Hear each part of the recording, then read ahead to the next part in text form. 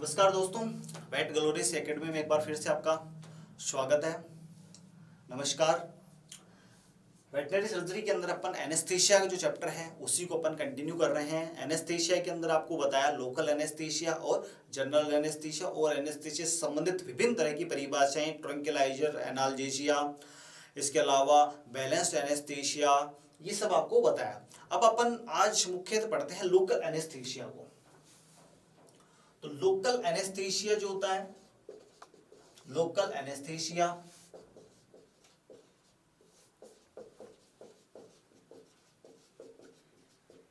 ये अपने को कब काम में लेना चाहिए, क्या होता है लोकल एनेस्थीसिया। तो लोकल एनेस्थीसिया के बारे में आपको बताया कि कोई भी अंग विशेष या क्षेत्र विशेष, अंग विशेष या क्षेत्र विशेष को अस्थायी रूप से संवेदनाहीन करना।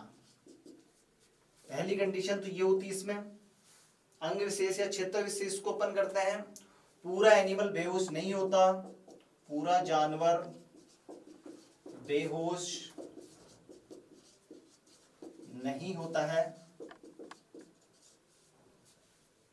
केवल जो पार्ट, जिस पार्ट के ऊपर आप सर्जरी कर रहे हैं, केवल वो पार्ट ही आपका सुन्न होता है और आप उस पर आसानी से सर्जरी कर पाते हैं और इसमें पूरा जानवर जो है वो बेहोश नहीं हो पाता है। तो वो कंडीशन होती है लोकल एनेस्थीसिया की। अब लोकल एनेस्थीसिया जो है वो अपन मेनली रूमिनेट्स के अंदर, जुगाली करने वाले एनिमल में, जुगाली करने वाले जानवरों में मुख्यतः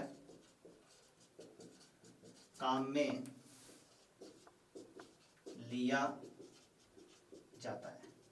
जुगाली करने वाले जानवरों के अंदर आपको बताया था, जुगाली करने वाले जानवरों के जनरल एनेस्थीसिया अपन नहीं देते, उनका साइज बड़ा होता है, तो जिस पार्ट के ऊपर आपको सर्जरी करनी होती है वहां पर आप एनेस्थीसिया लगा सकते हैं। जनरल एनेस्थीसिया इसलिए नहीं लगा सकते क्योंकि उसमें आफरे की कंडीशन, ड्रेंचिंग निमोनिया की कंडीशन बन सकती है, तो इसलिए अपन जनरल एनेस्थीसिया अपन उसमें प्रेफर नहीं करते। तो जुगाली करने वाले जानवरों के अंदर और इसके अंदर पूरा जानवर जो है वो बेहोश नहीं होता, और ये तीन कंडीशन है अपने लोकल एनेस्थीसिया के अंदर। आप डिफाइन कर सकते हैं आप लोकल एनेस्थीसिया को। और एक है इसके अंदर सेंट्रल नर्व सिस्टम, मतलब केंद्रीय तंत्रिका तंत्र प्रभावित नहीं होता है। केंद्रीय तंत्रिका तंत्र जो है वो लोकल एनेस्थीसिया के अंदर प्रभावित नहीं होता। केंद्रीय तंत्रिका तंत्र प्रभावित नहीं होता, इसलिए ही जो एनिमल जो है वो बेहोश नहीं होता है, पूर्णतः बेहोश नहीं होता है, केवल जो पार्ट है वही सुन्न होता है। अब लोकल एनेस्थीसिया की अगर अपन विभिन्न प्रकारों की बात करें तो लोकल एनेस्थीसिया की जो प्रकार अगर अपन देखें, विभिन्न प्रकार अगर अपन देखें तो उसमें एक है आपका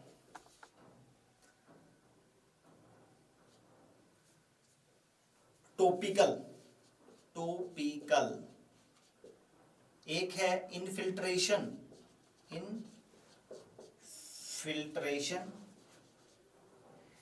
एक है आपका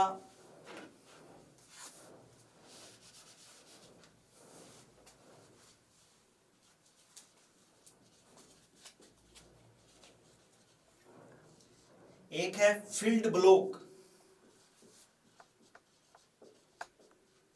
और एक होता है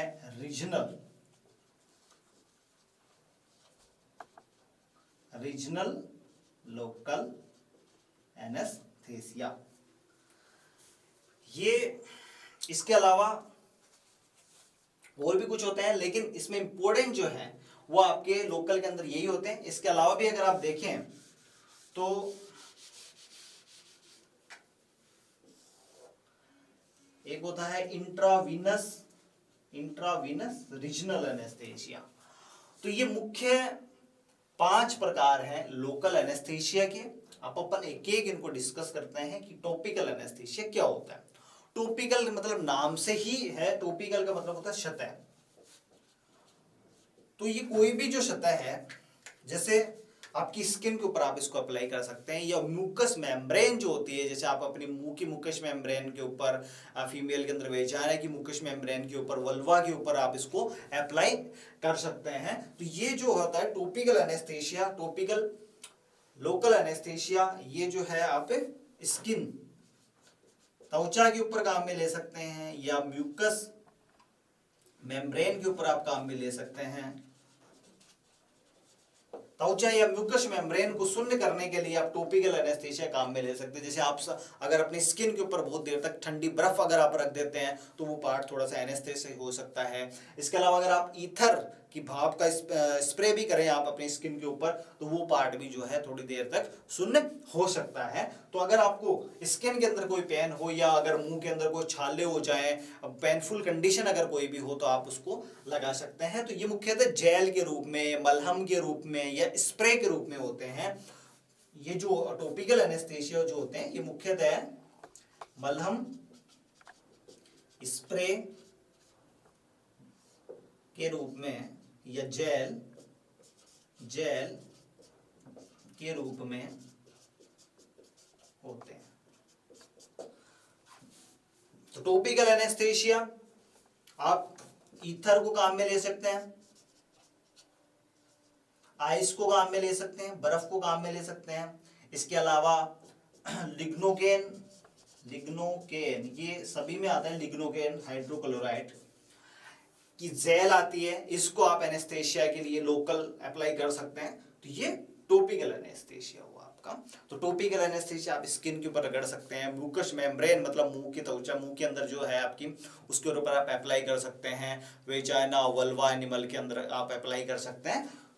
तो ये है आपका टॉपिकल एनेस्थेशिया। फिर है एक आपका इनफिल्ट्रेशन एनेस्थेशिया। ये सबसे कॉमनली काम में लिया जाता है, इनफिल्ट्रेशन एनेस्थेशिया। तो इनफिल्ट्रेशन एनेस्थेशिया के अंदर इनफिल्ट्रेट करते हैं अपन कोई भी, जिस जगह को आपको एनेस्थेटाइज करना है, जिसको शून्य करना है, जहां पर एनेस्थेशिया आपको लगाना है, उस पार्ट की आप स्किन लेंगे। आप स्किन के जस्ट नीचे ये स्किन है, जैसे मान लो इस पार्ट के ऊपर आपको इंसिजन लगाना है, चीरा लगाना है इस लंबाई के अंदर, तो आप यहाँ पर एक निडल लेंगे और उस निडल से थोड़ी थोड़ी एनेस्थेशिया की मात्रा जो है वो आप लगाते जाएंगे। जैसे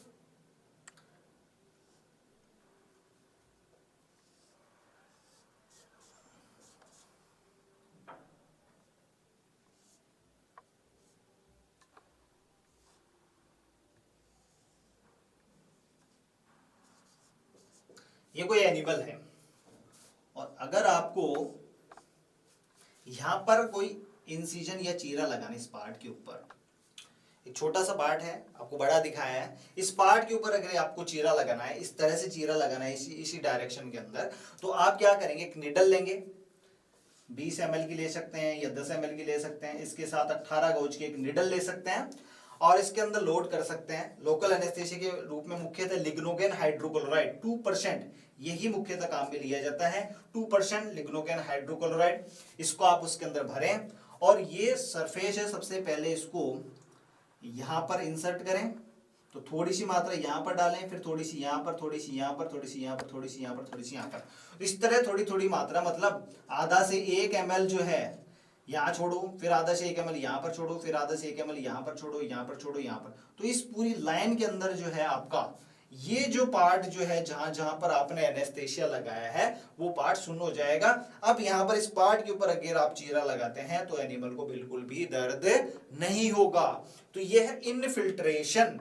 तो इनफिल्ट्रेशन कहां पर लगा, ये पार्ट मतलब स्किन के जस्ट नीचे, त्वचा के नीचे, त्वचा के नीचे कहां पर, सबक्यूटेनियस स्पेस के अंदर, सबक्यूटेनियसली अपन लगाते हैं ये 18 गोज की निडल से। जिस पार्ट को एनेस्थेटाइज करना है, अब कैसे भी अगर लंबा इंसिजन लगाना तो लंबे तरीके से कर सकते हैं, और अगर आपको एल टाइप से लगाना है तो इस तरह से, थोड़ा यहाँ, थोड़ा यहाँ, थोड़ा यहाँ, यहाँ, यहाँ, ऐसे टी तरह से अगर चीरा लगाना है, इस तरह से भी लगाना है, इस तरह से भी लगाना, तो ऐसा ऐसा करके इसी शेप के अंदर आप उस एनेस्थेशिया को आप उसको उसमें डाल सकते हैं। तो जहां जहां पर आपने एनेस्थेशिया लगाया है वो पूरा का पूरा जो एरिया जो है वो बिल्कुल एनेस्थेटाइज हो जाएगा। तो इस जगह पर आप आसानी से आप चीरा लगा दोगे। तो ये है इनफिल्ट्रेशन एनेस्थेशिया।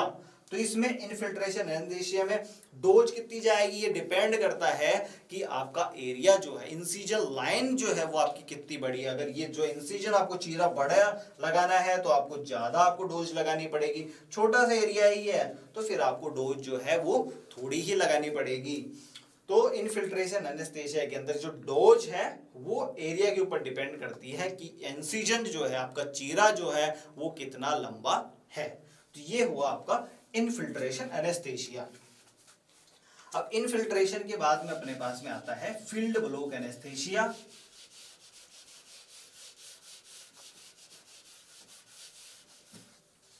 इसके बाद में अपने पास में आता है फील्ड ब्लॉक एनेस्थीसिया।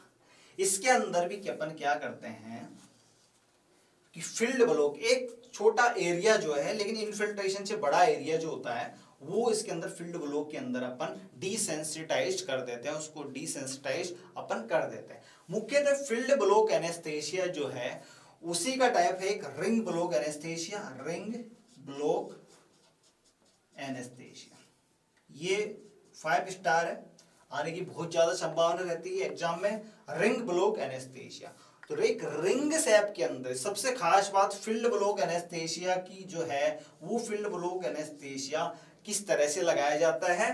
उसके अंदर क्या होता है कि इसमें एक फैन शेप्ड मैनर के अंदर लगाया जाता है, जैसे एक पंखे की तरह हो गया ये पूरा। तो इसमें यहाँ पर निडल डाली, फिर इसको यहाँ तक इधर एनेस्थीसिया डालेंगे, फिर उसको थोड़ा सा बैक किया, फिर इधर आप एनेस्थीसिया डालेंगे, फिर इधर डालेंगे, इधर डालेंगे।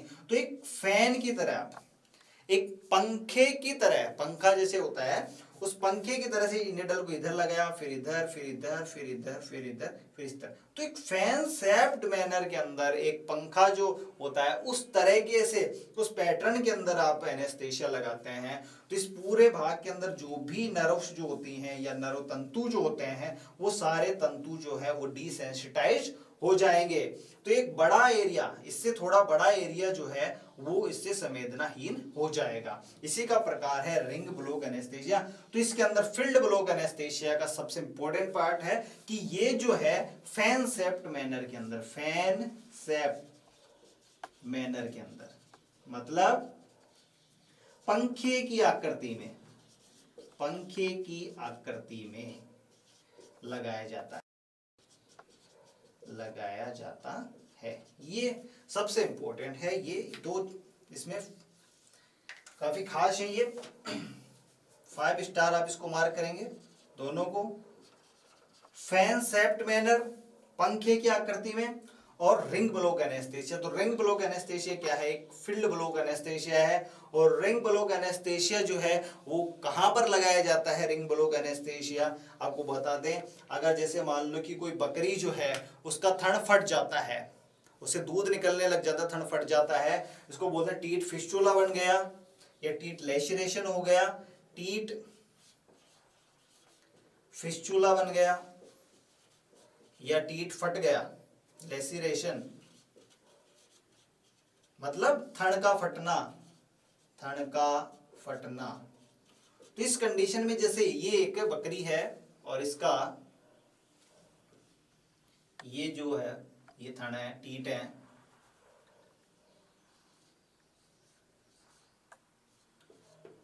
ये बकरी है, इसके ये टीट है, ये थन है बकरी का।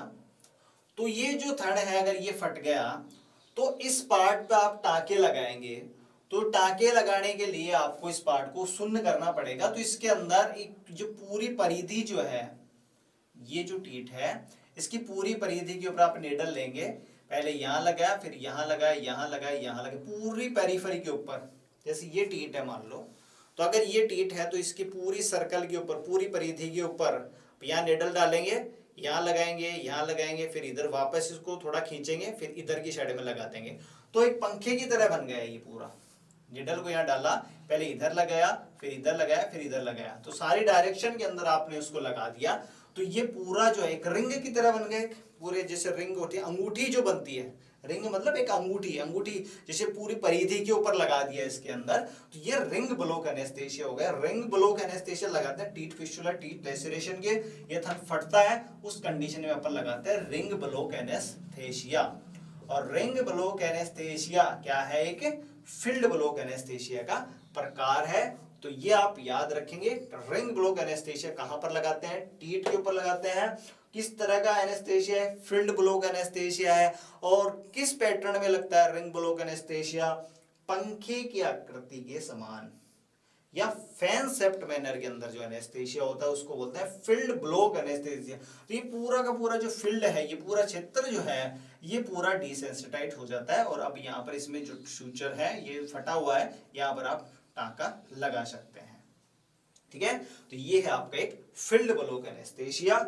इसके बाद आपका आता है रीजनल एनेस्थेसिया।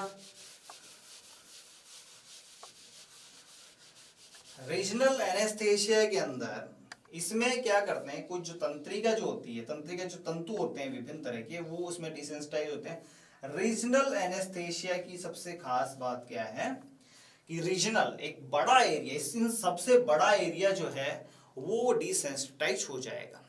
इसमें क्या करते हैं, जो मुख्य तंत्रिका निकलती है, मुख्य संवेदी तंत्रिका जो निकलती है, अपन उसी तंत्रिका को अपन ब्लॉक कर देते हैं। तो जो तंत्रिका जो है, ये जो मुख्य तंत्रिका एक निकली है, ये एक मुख्य तंत्रिका है। फिर ये मुख्य तंत्रिका कई भागों में डिवाइड हो जाती है, इसकी कई ब्रांचें बन जाती हैं, फिर उनकी भी कई ब्रांचें बन जाती हैं, तंतु बन जाते हैं ये। तो ये जो होता है, ये ट्रंक इसको बोल सकते हैं कि जहां से विभिन्न तरह की ब्रांचें निकलती हैं। मुख्य संवेदी तंत्रिका जो होती है, मुख्य संवेदी तंत्रिका से अलग अलग तरह की जो ब्रांचें निकलती हैं, वो जो जगह होती है उसको बोलते हैं नर्व ट्रंक। Nerve trunk. तो ये पार्ट है नर्व ट्रंक, ये मुख्य संवेदी तंत्रिका है, मुख्य संवेदी तंत्रिका। और ये यहां से आकर के कई तरह की ब्रांचों में, मुख्य अलग ब्रांचों में, सब ब्रांचों में डिवाइड हो जाती है। तो जहां से डिवाइड होती है वो उसको बोलते हैं नर्व ट्रंक। तो अपन क्या करते हैं रीजनल एनेस्थेसिया के अंदर, इस नर्व ट्रंक वाला जो पार्ट है, यहां पर अपन नर्व ट्रंक वाला जो पार्ट है, इस नर्व ट्रंक वाले पार्ट के अंदर अपन जो है एनेस्थेसिया लगाते हैं। यहां पर आपको, केवल यहां पर आपको एनेस्थेसिया लगाने की आवश्यकता है। अगर आपने यहां पर लगा दिया तो ये जितनी भी इसकी ब्रांचें हैं, जहां पर भी इसकी ब्रांचें जा रही हैं, वो सारा का सारा जो पूरा का पूरा जो एरिया है वो संवेदनाहीन हो जाएगा। वो पूरा एरिया जो है वो शून्य हो जाएगा। तो एक पूरा बड़ा एरिया जो है, क्योंकि अलग अलग इसकी ब्रांचें हैं, वो अलग अलग पार्ट में गई हैं, एक एरिया के अंदर गई हैं पूरे के अंदर, तो पूरा एक एरिया जो है वो डिसेंसिटाइज हो गया। तो इसलिए इसको बोलते हैं रीजनल एनेस्थेसिया। पूरा रीजन, पूरा क्षेत्र डिसेंसिटाइज हो गया, तो इसलिए इसको बोलते हैं रीजनल एनेस्थेसिया। तो कहां पर लगाते हैं इसके अंदर एनेस्थेसिया, नर्व ट्रंक के ऊपर, जहां से ब्रांचें निकलती हैं। इससे डिसेंसिटाइज क्या होता है, मुख्य संवेदी तंत्रिका जो होती है, जो संवेदनाओं को लेकर के जाती है, उसको अपन डिसेंसिटाइज कर देते हैं। मतलब मुख्य संवेदी तंत्रिका, तो इसको अपन डिसेंसिटाइज कर देते हैं और डोज लगाते हैं नर्व ट्रंक के ऊपर। तो नर्व, यहाँ केवल आपको यहाँ पर एनेस्थेसिया लगाने की आवश्यकता है। तो इसके अंदर डोज भी क्या है कि कुछ कम लगेगी आपकी। इसमें इन्फिल्ट्रेशन में आपको पूरा एरिया में, जैसे इस एरिया में इंसिजन लगाना है, तो इस पूरे एरिया में यहाँ पूरे को आपको इसमें डोज लगानी पड़ेगी, एनेस्थेसिया लगाना पड़ेगा। इसके अंदर ऐसा नहीं है। इसके अंदर केवल आप इस छोटे से पार्ट के ऊपर आप एनेस्थेसिया, जहां से ब्रांच निकल रही है वहीं पर आप इसमें एनेस्थेसिया लगा देंगे, तो पूरा का पूरा एरिया जो है वो एनेस्थेसाइज हो जाएगा, डिसेंसिटाइज हो जाएगा, शून्य हो जाएगा। तो इसको बोलते हैं रीजनल एनेस्थेसिया। तो अब इसमें रीजनल एनेस्थेसिया के भी विभिन्न प्रकार हैं। कौन सी नर्व को आपने, कौन सी जो मुख्य नर्व है उसको आपने ब्लॉक किया, उस ब्लॉक के आधार पर इसके विभिन्न तरह के एनेस्थेसिया, इसके सब डिवीजन है। जैसे कॉर्नुअल नर्व जो सींग को सप्लाई करती है, तो सींग, आंख और वो एरिया जो है आपका डिसेंसिटाइज हो जाएगा। ठीक है, तो इसके विभिन्न तरह के प्रकार हैं। तो इसमें अपन क्या कर रहे हैं, नर्व को ब्लॉक कर रहे हैं। रीजनल एनेस्थेसिया में अपन किसको ब्लॉक कर रहे हैं, नर्व को ब्लॉक कर रहे हैं। तो एक नर्व को, मुख्य संवेदी नर्व को अपन ब्लॉक कर रहे हैं। तो इस रीजनल एनेस्थेसिया को ही अपन नर्व ब्लॉक कहते हैं। Nerve block, nerve block.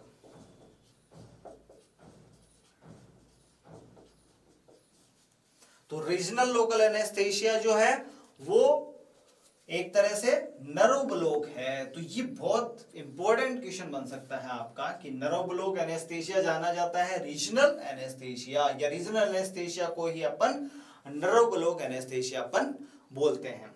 और एक होता है आपका, इसके विभिन्न प्रकार हैं, कौन कौन सी नर्व को आप डिसेंसिटाइज कर रहे हैं, विभिन्न प्रकार हैं, वो अपन बाद में पढ़ेंगे डिटेल के अंदर। रीजनल एनेस्थेशिया के प्रकार पढ़ेंगे, जिसमें आपका पैरावर्टिब्रल एनेस्थेशिया आएगा इंपॉर्टेंट, इसके साथ एपिड्यूरल एनेस्थेशिया आएगा, वो किस कंडीशन में अपन लगाते हैं उनको अपन डिटेल में बाद में पढ़ते हैं। इसके पहले अपन इंट्रावीनस रीजनल एनेस्थेशिया पढ़ते हैं अपन। इंट्रावीनस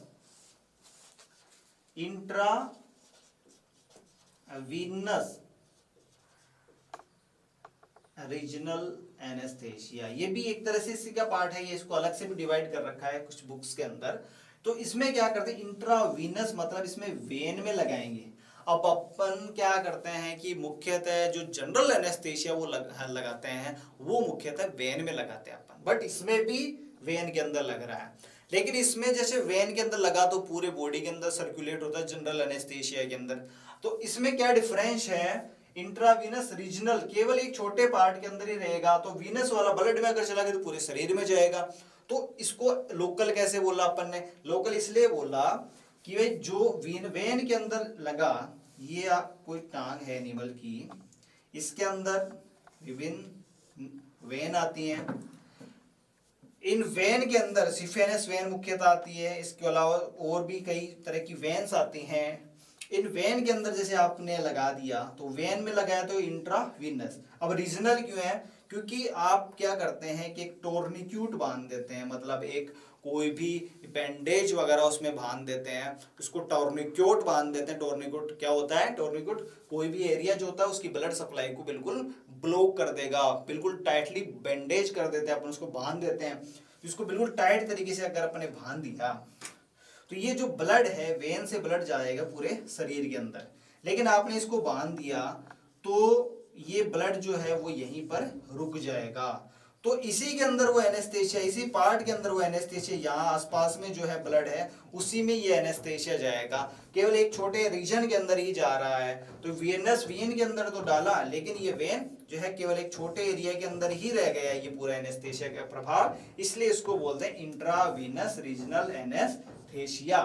तो ये मुख्यतः अपने टांग के अंदर, जैसे कि एनिमल की अगर टांग कट गई या टांग टूट गई और खराब होने वाले गैंग्रीन बन गई, नेक्रोसिस बन गया, तो उसकी टांग काटते हैं, मतलब लेग एम्पूट करते हैं, उसकी लेग एम्पूटेशन अगर अपन करते हैं तो उस कंडीशन में इंट्रावीनस एनेस्थेशिया अपन काम में लेते हैं। वीनस मतलब वेन में, इंट्रावीनस वेन में लगाते हैं, और रीजनल केवल एक रीजन में ही क्यों रहा, क्योंकि अपन इसमें टोर्निक्यूट बांध देते हैं, एक बैंडेज अपन बांध देते हैं, टाइट बैंडेज बांध देते हैं, ताकि जो ब्लड सप्लाई है वो यहीं पर रहेगी, पूरे शरीर के अंदर नहीं जा पाएगी, तो इसको एक रीजन के अंदर रह गई, तो इसलिए इसको इंट्रावीनस रीजनल एनेस्थेशिया अपन ने कहा। कुछ और भी हैं लेकिन वो आपके इंपॉर्टेंट नहीं है, जैसे इंट्रासाइनोवियल, साइनोवियल जॉइंट के अंदर आप एनेस्थेशिया लगाते हैं इंट्रासाइनोवियल, वो भी एक लोकल टाइप का एनेस्थेशिया है।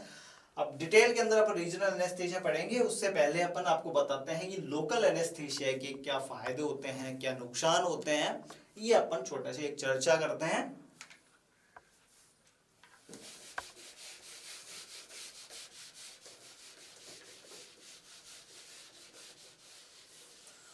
तो लोकल एनेस्थेशिया मुख्यतः अपन, ये लोकल एनेस्थेशिया पूरे शरीर को बेहोश नहीं करता, पूरे जानवर को बेहोश नहीं करता, केवल एक पार्ट विशेष को, एक अंग विशेष को ही करता है। तो एक सबसे सरल तरीका है और सबसे सुरक्षित तरीका है, इसमें साइड इफेक्ट बहुत कम आते हैं। जनरल एनेस्थेशिया अगर अपन लगाते हैं एनिमल को, तो जनरल एनेस्थेशिया लगाने से पूरा एनिमल बेसुध हो जाता है, और हो सकता है अगर थोड़ा सा ज्यादा एनेस्थेशिया चला भी जाता है तो एनिमल की डेथ हो सकती है, डेथ हो सकती है एनिमल की जनरल एनेस्थेशिया के अंदर। लोकल एनेस्थेशिया में ऐसा साइड इफेक्ट बहुत ही कम आता है लेकिन बहुत कम आता है। तो ये सबसे सरल तरीका है, सरल और सबसे सुरक्षित तरीका है, रिस्क बहुत कम रहता है लोकल एनेस्थेशिया लगाने के अंदर, सरल है, सुरक्षित है, दूसरा है कि जुगाली करने वाले एनिमल के अंदर सबसे सेफ है, जुगाली करने वाले जानवरों में बेस्ट है, बेस्ट तरीका है इनके अंदर करने का, सस्ता तरीका, कोई बहुत ज्यादा इंपॉर्टेंट इंस्ट्रूमेंट की आवश्यकता नहीं रहती, महंगे महंगे एवं विशेष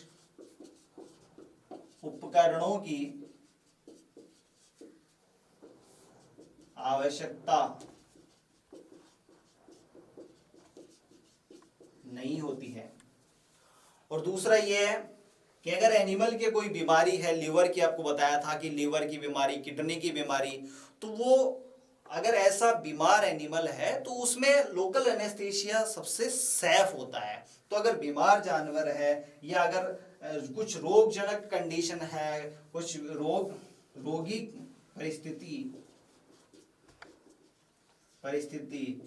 जैसे कि लीवर सिरोसिस है या लीवर के अंदर कोई प्रॉब्लम है, सिरोसिस है लीवर के अंदर, ये किडनी खराब है उसकी, मतलब पाइलोनेफ्राइटिस की कंडीशन है, तो उस कंडीशन में आप लोकल एनेस्थीसिया सबसे सेफ होता है, लोकल एनेस्थीसिया सबसे सेफ है। तो बहुत ज्यादा साइड इफेक्ट जो है इसके नहीं आते हैं, सबसे सरल और सुरक्षित तरीका है। और ये जो बहुत ज्यादा इंस्ट्रूमेंट की भी आपको ज्यादा आवश्यकता नहीं पड़ती, आपको सिंपल सिरिंज और सिंपल निडल से जो है आप एनेस्थीसिया लगा सकते हैं।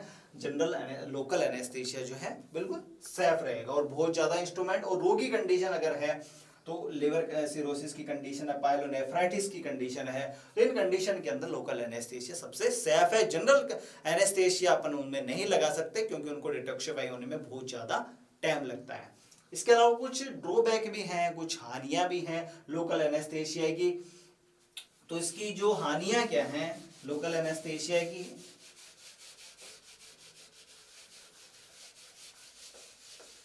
ये तो लोकल एनेस्थीसिया के फायदे हैं। तो नुकसान क्या है, लोकल एनेस्थीसिया लगाने के नुकसान क्या होते हैं? नुकसान ये है कि कई बार जब अपन एनेस्थीसिया लगा रहे होते हैं, लोकल एनेस्थीसिया अपने को लगाना सबकट है, लेकिन अगर अपन ब्लड में लगा दिया तो कभी ब्लड में अगर ज्यादा डोज चली जाती है तो वही रिएक्शन हो सकती है जैसे जनरल एनेस्थीसिया में हो सकती है। तो अगर ब्लड में अगर चला गया जाने पर सिस्टेमिक रिएक्शन, मतलब कोई एलर्जी भी हो सकती है, या एनिमल के अंदर वही जो जनरल एनेस्थीसिया की कंडीशन बनती है, जैसे एनिमल सोप में जा सकता है अगर ज्यादा डोज, हाइपोवेंटिलेशन हो सकता है, हाइपोक्सिया की कंडीशन बन सकती है। तो ये कंडीशन इसमें हम बन सकती हैं। तो नुकसान है ये एक सिस्टेमिक रिएक्शन, अगर ज्यादा डोज चली जाए या ब्लड के अंदर अगर चली जाती है तब ज्यादा दिक्कत आती है, वैसे ज्यादा रिएक्शन जो है वो नहीं हो पाती है इसके अंदर। इसके अलावा जो है इसका नुकसान जो अपन देखा है, लोकल एनेस्थीसिया का जो नुकसान अगर अपन देखना चाहें, और तो इसके अंदर जो है एनिमल पूरा बेहोश नहीं होता है। तो पूरा बेहोश नहीं होता है तो जिस एरिया को अपन ने इंसिजन दिया केवल वही एरिया रहता है, तो पूरा एनिमल तो मतलब बिल्कुल ओके है। तो एनिमल जो है वो हिलडुल सकता है। एनिमल क्या है कि एनिमल जो है जानवर हिल डुल सकता है, और एनिमल जो है वो खड़ा भी हो सकता है। तो आपको एनिमल को बिल्कुल बांध के रखना पड़ेगा, आपका एनिमल को बांधना बिल्कुल अच्छा होना चाहिए, अदरवाइज एनिमल जो खड़ा हो सकता है सर्जन को या उसके असिस्टेंट जो भी हैं उनको नुकसान पहुंचा सकता है, इंस्ट्रूमेंट को नुकसान पहुंचा सकता है। तो आपको एनिमल को जो है बिल्कुल बांधकर या नियंत्रण जो है ये बिल्कुल अच्छा होना चाहिए। अगर आपका नियंत्रण सही नहीं है, एनिमल को आपने ढंग से नहीं बांधा है, तो एनिमल जो हिलडुल सकता है, और सर्जरी अगर हिलडुल सकता है तो जो है सर्जरी में व्यथान कर सकता है, बाधा कर सकता है सर्जरी के अंदर। तो ये लोकल एनेस्थीसिया के कुछ नुकसान है, वैसे बहुत ज्यादा नुकसान नहीं है इसके। और इसमें सिस्टमिक रिएक्शन भी होती है, लेकिन बहुत कम केसों के अंदर ऐसा मिलता है। सबसे बड़ा नुकसान केवल यही है कि एनिमल जो है सचेत रहता है और हिलडुल सकता है, इसलिए आपको सर्जरी करने में कभी बाधा हो सकती है अगर आपने एनिमल को सही ढंग से नहीं बांधा। तो ये है आपकी लोकल एनेस्थेशिया। लोकल एनेस्थेशिया की आपको पूरी डिटेल बताई। इसके बाद में लोकल एनेस्थेशिया के अंदर एक रीजनल एनेस्थेशिया जो है उसके कुछ प्रकार जो है वो आपको बताए जाएंगे।